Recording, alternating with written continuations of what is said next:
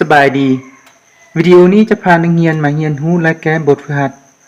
วิชาวิทยาศาสตร์ธรรมศาสตร์ชั้นม .4 ซึ่งจะพามาแก้ข้อที่2อยู่ในบทที่12เป็นภาคฟิสิกส์ข้อที่2นี่เพิ่นว่าเพิ่นต่อหัวเทียน2ดอกดอกที่1มีความต้านไฟฟ้า10โอห์มดอกที่2มีความต้านไฟฟ้า20โอห์มซึ่งต่อเป็นตอนใส่ดังนี้ข้อกอนี่ต่อแบบเรียนกันข้อขอนี่ต่อแบบขนานกันและจงสอบหาความต้านไฟฟ้าทั้งหมดของตอนใส่แต่ละตอนนั้นอันนี้เป็นคำถามที่เพิ่นให้มาแล้วต่อไปนี้เราพากันไปแก้นำกันห้องอย่างแดอยู่ในนี้หูเทียน2ดอกดอกที่1มีความต้าน10โอห์มเราจะหมายเป็นตัว R 1เท่ากับ10โอห์มต่อมาดอกที่2มีความต้าน20โอห์มเราก็หมายเป็น R 2เท่ากับ20โอห์มซึ่งต่อเป็นตอนใส่ดังนี้เนี่ยข้อกอนี้เราเขียนว่าต่อเรียนกันและจะได้ความต้านไฟฟ้ารวมเท่ากับเท่าใดข้อขอนี้ต่อขนานกันและจะได้ความต้านไฟฟ้ารวมเท่ากับเท่าใดอันนี้เป็นบทเรียนให้รู้แล้วพากันไปแก้ข้อกอนี้นำกันข้อกอต่อเรียนกัน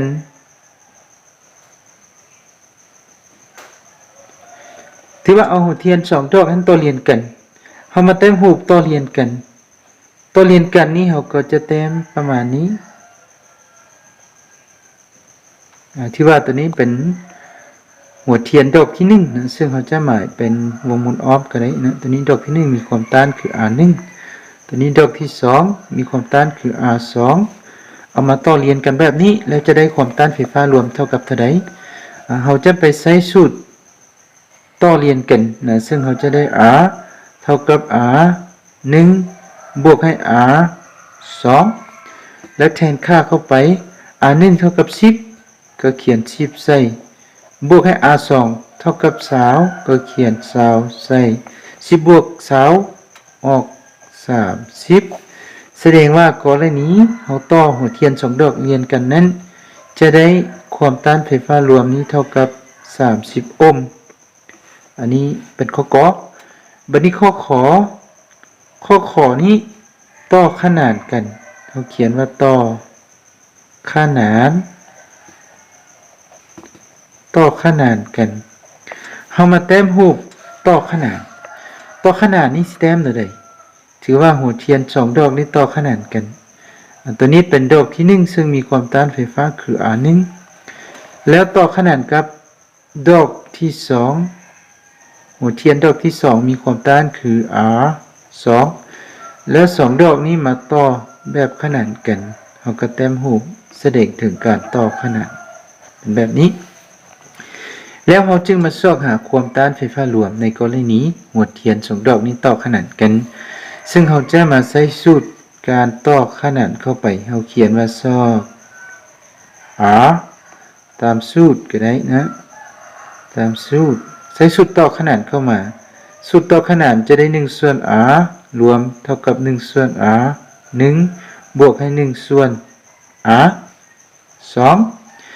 แล้วแทนค่าเข้าไป R1 เท่า10 R2 เท่า20ก็แทนค่าเข้าไป1ส่วน R รวมนี้เขียนคืนได้อยู่1ส่วน10บวกให้1ส่วน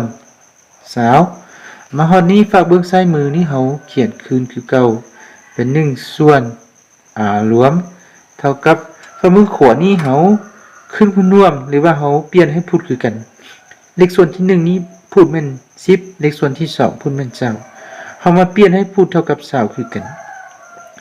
บัดนี้พูดของเลขส่วนที่1นี้มัน10นะเลขส่วนที่1นี้มีจำนวนพูดคือ1แต่ว่าอยากให้พูดของเลขส่วนที่1นี้เท่ากับ20เฮาจะเฮ็ดใดต้องได้คูณ2เข้าไป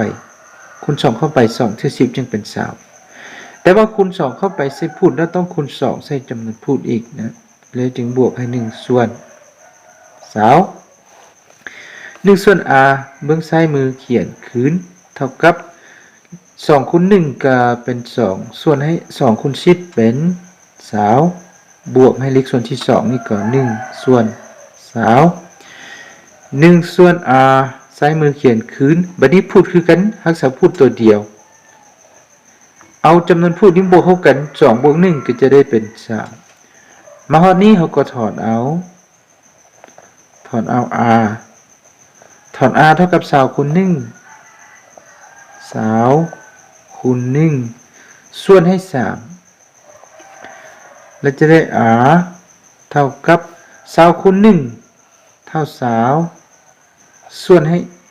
3แล้วจะหารออกเป็นจำนวนทศนิยมก็ได้หรือว่าบ่หารก็ได้ปาไว้นี้ก็ได้ที่ว่าจะบ่หารเลยเพราะว่าหารก็บ่ขาดบ่สิ้นสุดนะเลขนี้ฉะนั้นเราก็มาตอบว่า r รวมเท่ากับ20ส่วน3โอห์มสำหรับข้อขอ